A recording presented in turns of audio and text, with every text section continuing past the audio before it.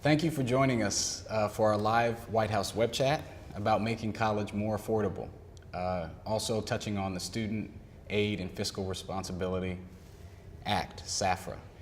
We will be joined today by two very important administration officials. First, we will hear from Melody Barnes, who is the Assistant to the President and Director of the Domestic Policy Council. We also hear from Secretary of Education Arne Duncan, who will be with us shortly. They will both make brief remarks, and then we will turn directly to the question and answer session. I know many of you have been waiting, and we are eager to get to that portion of our chat. Just one note before we start: if you're unable to have your question answered, we want to encourage you to email us at public@who.eop.gov. Again, when I say email us, that's William Jawando in the Office of Public Engagement. And my colleagues that work with me in the Office of Public Engagement. Again, that email address is public@who.eop.gov. And with that, I will turn it over to Melody Barnes to get us started. Great. Thank you so much, Will, and thanks to all of you. We really appreciate your waiting to join us on this important conversation, and Secretary Duncan will also join us very shortly. But we're so excited about this because, Will, as you know, the President has made an historic investment in education, everything from K through 12 education to now also looking at higher education.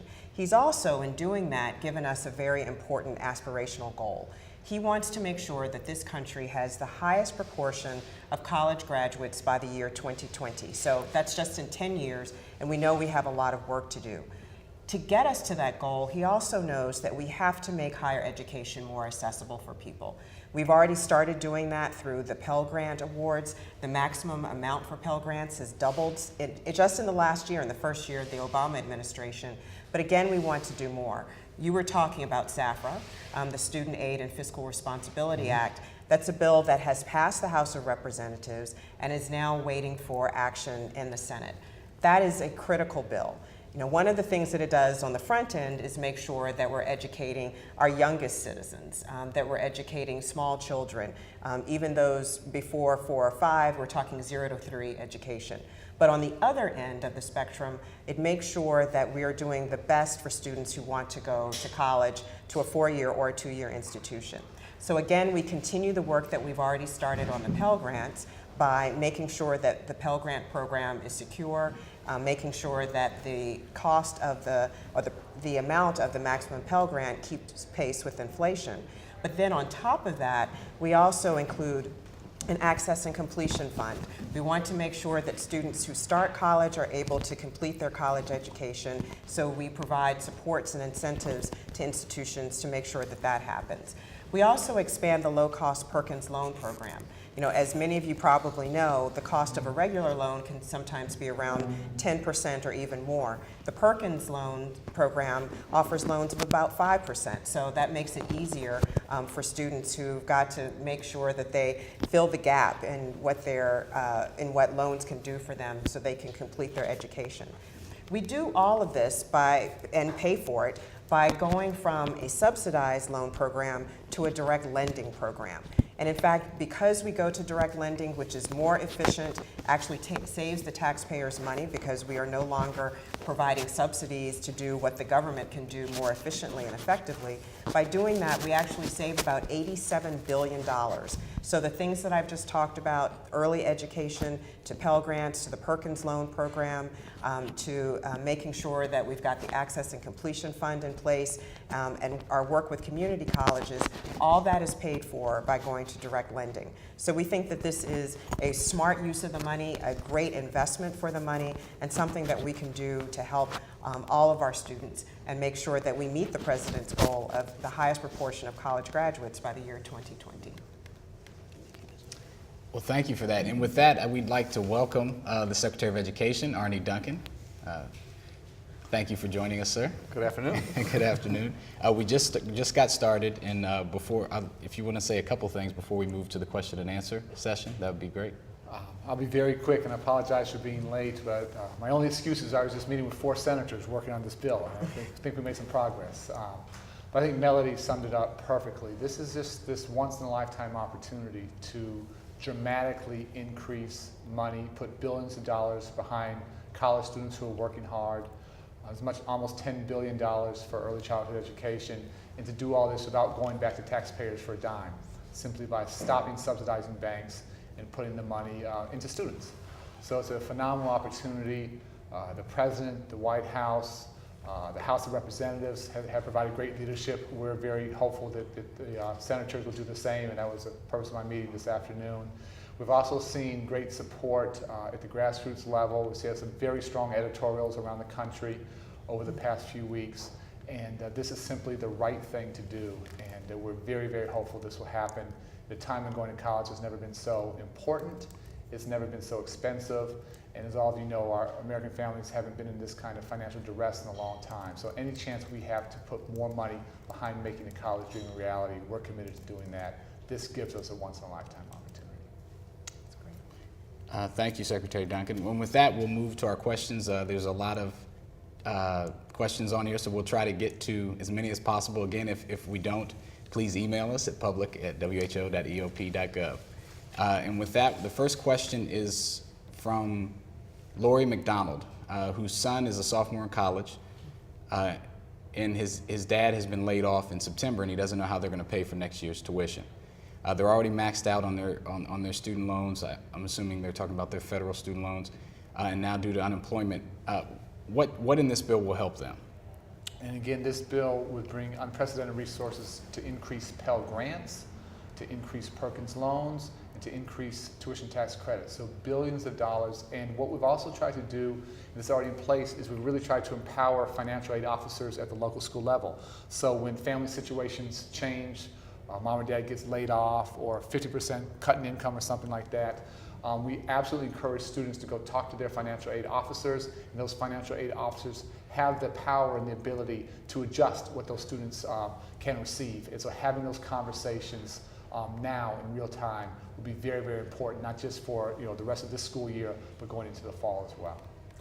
Well, one thing I want to add to what Arnie said, which is absolutely the right advice for this family and for others, is that the President has talked about, he talked about it in the State of the Union, the income-based repayment program. It's something that he's advocating for, and that will mean that if this particular sophomore, once he graduates from college, he will, if he goes into public service, after 10 years find that his loans are forgiven, or after 20 years have his loans forgiven, and that there will be capped out at a rate that will be consistent with what he can pay based on his monthly income. So that's a way that we're looking out for families just like this to make sure that student loans don't become such a burden that people find that they can't repay their loans, or that someone can't go into public service if they want to be a teacher, for example.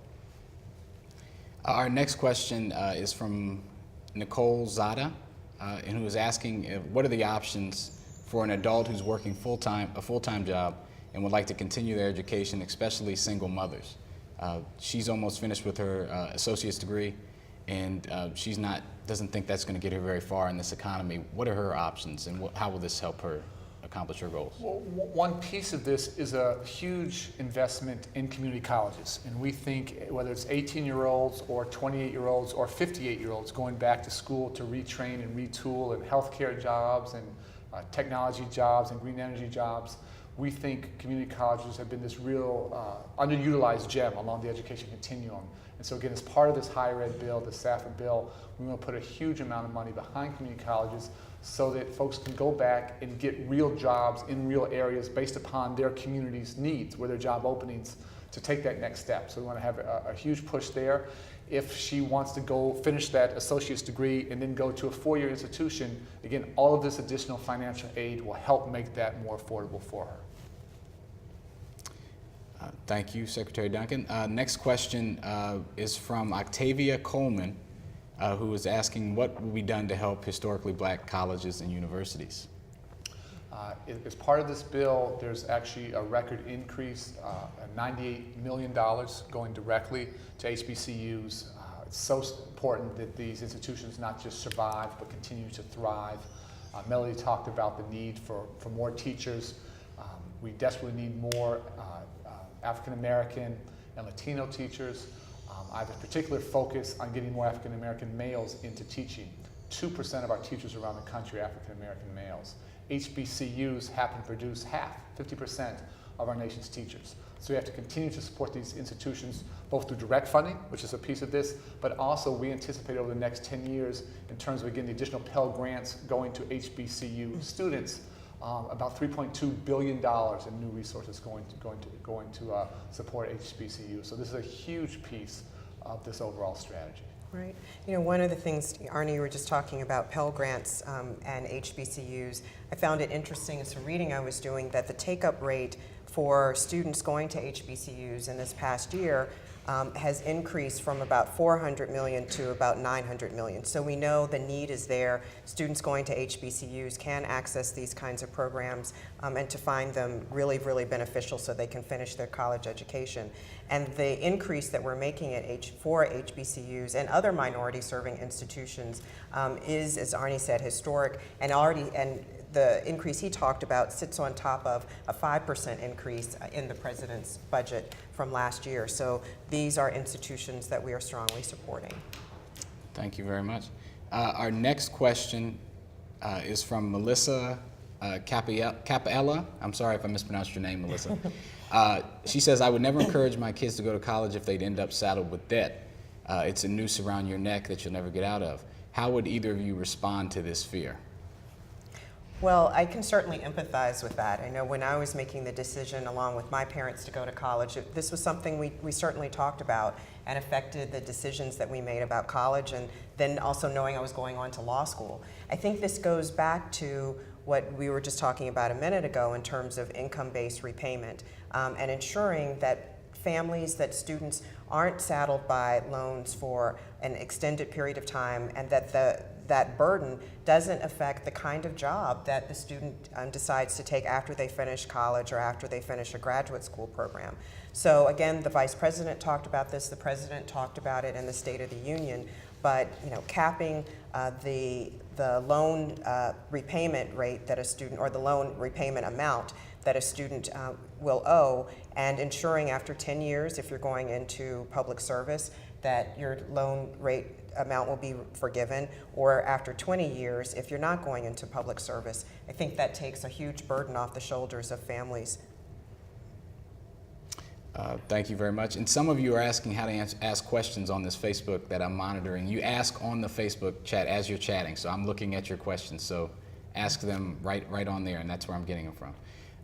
Joseph Schweitzer from Florida State, he says he wants to know, he's heard of SAFR and not really sure of what it's all about. I think, Melody, you addressed some of those questions, but Secretary Duncan specifically, he's asking, what's the most important thing in this bill? There are lots of most important things. So this bill is very, very important to us. So to walk through the different components, and again, what's staggering about this is a chance to invest as much as $87 billion into education without going back to taxpayers, simply by stopping subsidizing banks. It's been interesting to me to learn that this is controversial, this is hard, but I can't think of a better time to be investing in young people. I don't think we need to continue to subsidize banks. And when there's so much need out there, if this was over $500, we should be fighting this fight. But the fact that it's over $87 billion, this is absolutely the right thing to do. So it's unprecedented increases in Pell Grants, unprecedented resources increases in Perkins loans, about $10 billion to fund community colleges and see them continue to grow. There's a $3.5 billion college access and completion fund that I'm not sure if we talked about, that's really trying to put money behind institutions that are focused not just on getting students in the front door, but helping them graduate at the back end and really building a college completion culture on campus. And then almost $10 billion over the next decade to fund early childhood education, to dramatically increase access to early childhood programs and to dramatically improve quality. And so this bill would literally fund 2/3 of our education agenda, the early childhood piece and the higher education piece. The middle part, the K-12 agenda, the President's working very, very hard and has asked for the unprecedented increases in funding at a time when the rest of domestic spending is basically flatlined. So he couldn't be more committed. He doesn't see this as an expense. He sees this as an investment, and we have a chance to take education in our country to an entirely different level. But this bill would literally fund 2/3 of our education agenda. Right. And I think Arnie used the word investment, and that's so important. One of the things we know, just looking at the Early Learning Challenge Fund, that the investments we make in early learning, for every dollar, and these aren't our studies, and we're talking about, I think the Minnesota Federal Reserve did a study that for every dollar you invest, you get, $10 to $12 in return. And so we're not only making sure that students are ready to go into kindergarten and ready to learn, but we're also improving health outcomes, and we're making sure that the crime rate stays low. So there are a number of good reasons to do this and why this is such a smart investment. And the fact that we don't have to take money from the taxpayers to do it, but reinvest in such a smart program, I think really speaks to the benefit of getting this bill passed. We have a couple of questions related to Pell Grants. I'm going to try to combine a few of those. Nikki Gagin is asking, what's the cap on Pell Grants, and are they offered year-round? And that's one specific question. And then there's another question from Peggy Satterfield that I think we could combine to say what kind of student aid is out there for students, just the universal student aid, for those who aren't really familiar with what the government can offer. Yeah, so I think the three main sources of potential financial aid are Pell Grants, Perkins loans, and tuition tax credits. What we're trying to do as a part of this is to index Pell Grants to the rate of inflation plus 1%. And let me tell you why I think this is so important. We're not just trying to help juniors and seniors get to college, but I really worry about 9 and 10-year-olds where mom and dad lose a job, again, or takes a big hit to their income, and their dreams of college start to die young. They start to think college isn't for me. And people may have seen just 2 weeks ago, so a major national poll or survey came out that talked about many Americans thinking college wasn't part of their reality. It's like it's for rich folks, it's not for them. That has to fundamentally change. We have to educate our way to a better economy. So if this bill passes and we could index Pell Grants to the rate of inflation plus 1%, so families would never be falling behind, then we could look any 9 or 10-year-old in the eye around the country and say, just, however tough things might be at home, whatever's going on in your community, if you work hard, if you stay in school, that college dream is going to be possible for you. We also want to do things to put some incentives on the table for colleges to keep their costs down. And one of the things we want to do with the Perkins Loans program is give more resources to universities where we're not seeing these escalating tuition costs. But if we could really commit to the American public that over the long haul we're going to be there, I think that would open up a whole new world of opportunity for students who think, despite their hard work, they just think college is not for them, and that has to change. That fundamentally has to change. Thank you, Secretary Duncan. We also have several questions related to private loans and their growth. So I'll try to. Jennifer Jones is asking, what about students that have private loans to supplement the cost of their education? The banks are taking advantage of students, in her mind, by charging high interest rates. Is there anything that can be done about that? Again, I think if we have increased Pell Grants, if we have increased Perkins loans, the grants are grants, the Perkins loans, we want to keep those interest rates at a very modest amount, then hopefully there's significantly less need to go out on the private side. We have a question from Michael Decker. Is anything in this bill help people who have a college degree but are unemployed and need to make a career change and get additional training and education? Absolutely. Again, this community college play we think is hugely, hugely important. So more money to make going back to school more financially affordable, but then a huge emphasis on building up the infrastructure and the ability for community colleges to take this big influx of students coming in, almost $10 billion there. So whether it's going a career changer or going back to touch up your skills or get certification in a new field, we think community colleges have never been more important. As families get back on their feet, the country's going to get back on their feet, and we think community colleges can really help to lead the way there. So there's a huge play here. I'll say not just on the financial aid side, but our Undersecretary of Education, Martha Cantor, is the first community college president to hold that position. She did an extraordinary job. She's a real visionary leader in California. And we brought her in, not by accident, but strategically, because we thought the community college agenda was so important to us going forward. We couldn't find a better person to help lead us where we need to go. And I think related to that, for someone who's out of school and may be working, is the online skills laboratory. And we recognize that everyone isn't, a high school senior, then going on to college, and then maybe going on to graduate school, that there are people who may be out working, who have families, who have more complicated schedules. And the ability to work and study online is something that is becoming more prevalent and more important. So we want to make sure that students have access to those resources as well. And that's something that's, again, a part of this bill. Thank you, Melanie. We have a question from Suzanne Thomas. She's asking about the middle class and how this bill will affect her. She's a parent who has had trouble meeting some of the income requirements for aid for her child. Is there anything that will help her in this legislation, middle class? Again, the tuition tax credits, which would equal $10,000, the president wants to make that a permanent part of what we go forward. And so we fund it on a one-time basis. It's absolutely a middle-class play. That $10,000 basically, on the community college side, which is more affordable, basically makes that experience free and would dramatically reduce the cost at many four-year institutions. So part of this bill is making the tuition tax credits, $10,000, a permanent opportunity. Right, and that was something that we started last year when we were able to pass the Recovery Act. So that was the first time, and as Arnie said, we want to make that permanent because we know how important it is for middle-class families. Thank you very much. There's a question from Barbara Solomon. I think you mentioned earlier, Secretary Duncan, holding tuition costs down, but we've had several questions in this vein. And she asks, is there any way the federal government can encourage educational institutions to rein in their high tuition costs? Yeah, it's a great question, something we spend a lot of time thinking about. So what we put more money out there, giving universities more access to Perkins loans. We want to put more resources behind those schools that do a good job of reining in those costs. And so we're trying to create some incentives there. I think this isn't a place where we can have penalties, but some real carrots out there for good actors. The other thing I would say is it's very interesting. America, we're blessed. We have by far the best college university system in the world. Nothing comes close. There are literally a couple thousand great choices, great options to choose from. And I think American parents, American students are very, very smart. And universities that are having runaway tuition increases, I think parents and students are going to continue to vote with their feet. And we're seeing universities start to move in the opposite direction. You're seeing some universities really hold the line. You're seeing some universities move to more no-frill campuses.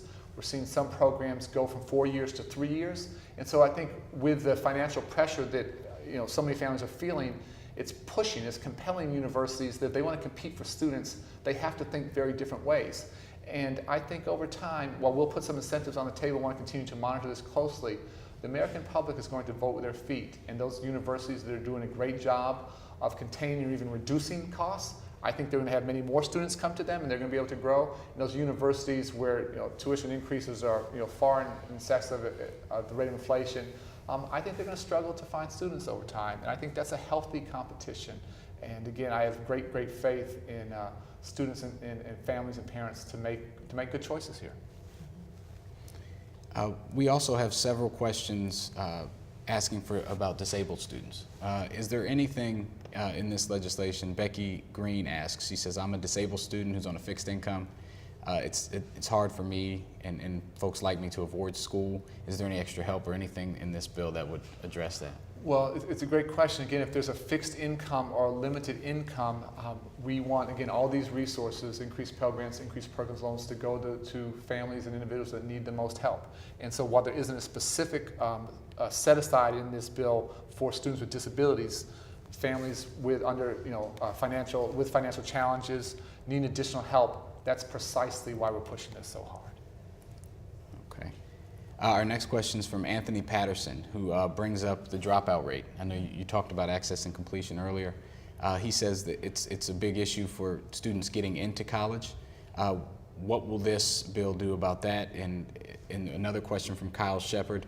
He asks, does this bill in any way help high school students, such as getting ready for college? So we've had several questions like that. So let me take on the college completion issue. And we have this College Access and Completion Fund, $3.5 billion. These are huge resources that we want to put out there across the country on a competitive basis to colleges and universities that want to build a culture, again, not just around access, not just about getting in the front end, in the front door, but around completion. This is about attainment. And it's very interesting as you look at the data around the country, colleges aren't that dissimilar from high schools. You see some institutions of higher education that do a phenomenal job of graduating, whether it's children coming from disadvantaged backgrounds or first generation going to college or English language learners. Other universities don't have nearly as good outcomes. And so we want to really put a huge amount of resources through states into those universities that want to build a culture around college completion. We also are pushing for much more transparency, and we're pushing in the FAFSA form that you fill out, the financial aid form at the front end, to have every student know I'm applying to this university, this is their graduation rate. And it's a real chance here, we think, to put very significant resources behind folks that want to do the right thing, that aren't just interested in accepting students, but are interested in graduating them. And we want to shine a spotlight in those places that are breaking through, highlight best practices, and start to replicate them nationally. And I'm so glad this person asked a question about the dropout issue, and I know that's something that Secretary Duncan and the President have been really focused on. In fact, just yesterday, the President went and he joined General Colin Powell and Alma Powell to talk about this at the America's Promise Alliance event.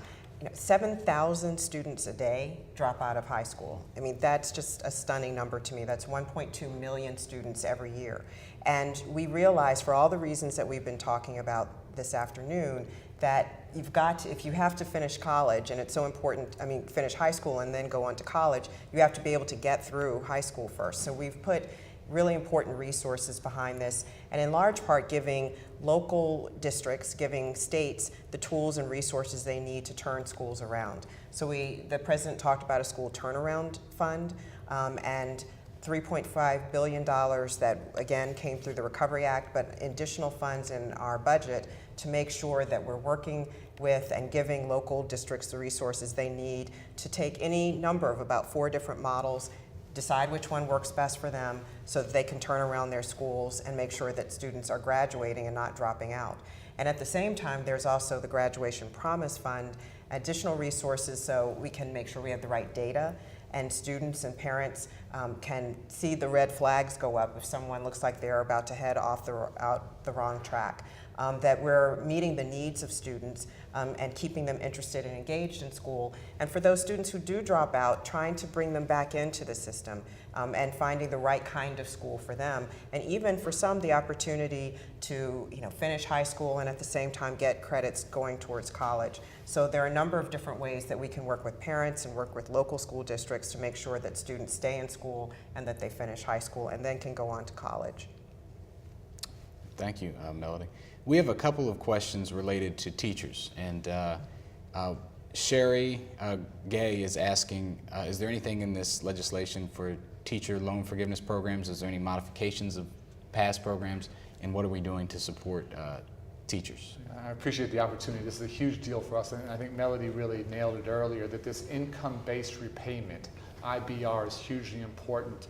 And what we hope as this bill goes forward is that we'll have a chance for folks that want to go into the public sector. Again, if you're graduating from law school and want to go work in a legal clinic in the inner city or in a rural community or a medical clinic, whatever it might be coming out of medical school. But obviously we have a huge passion around getting the next generation of great teachers into education.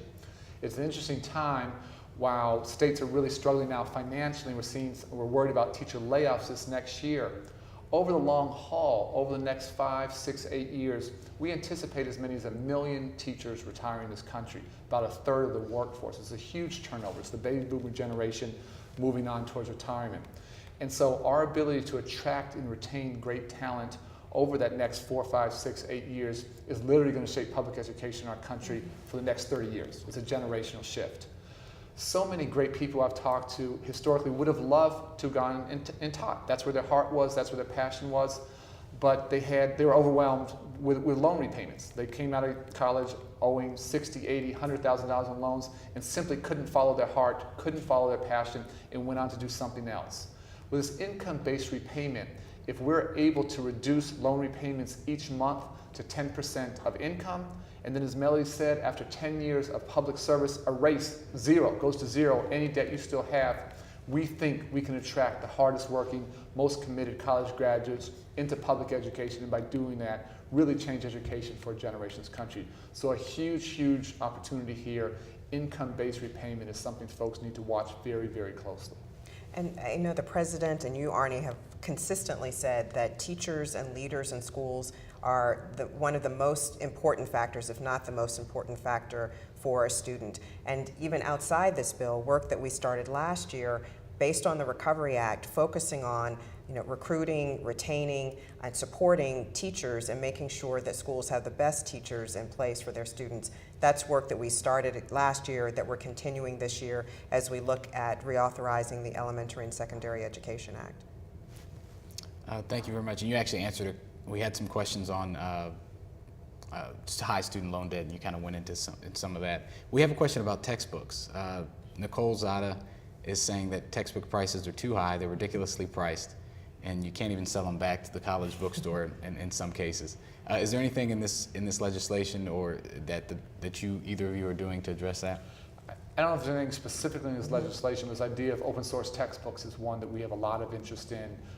These costs are devastating. Senator Durbin, one of the senators I actually was just meeting with, is passionate about this, and we want to, again, work with folks who can think very creatively about reducing these costs. We're also pushing for transparency so that students and, more importantly, professors understand how much the books cost that they're asking students to read. But this is an area where I think over the next couple of years you'll see a whole different level of creativity. Yeah, I still have some of my textbooks from high school and college. I mean, from college and from law school, because my mom says you cannot do anything with those. Those cost a lot of money. So they're still sitting on the shelf. I can definitely empathize with the questioner. We're going to have a few more questions. The next one's about graduate degrees. Laura Gallagher asks, will this bill do anything for those of us trying to pursue graduate degrees such as medical school or law school?